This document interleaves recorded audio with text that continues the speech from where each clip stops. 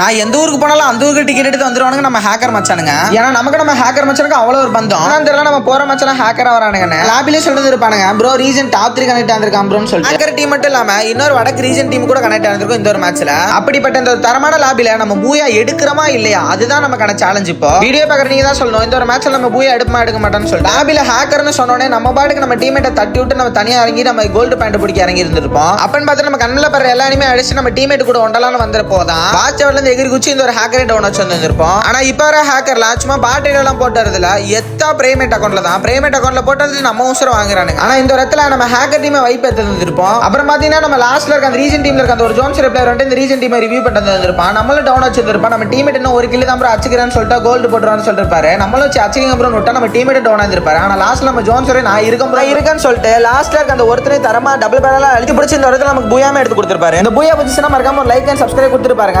நம்ம சேனல்ல சப்போர்ட் பண்ணி 1K சீக்கிரமா அடிக்க வச்சிட்டீங்க. நம்ம சீக்கிரம் 5K அடிச்சாகணும். உங்களுக்காக கஷ்டப்பட்டு வீடியோ போற எனக்கு மறக்காம சப்ஸ்கிரைப் கொடுத்துட்டு பாருங்க. சொன்னா நல்ல வீடியோ பார்க்கலாம். Bye guys.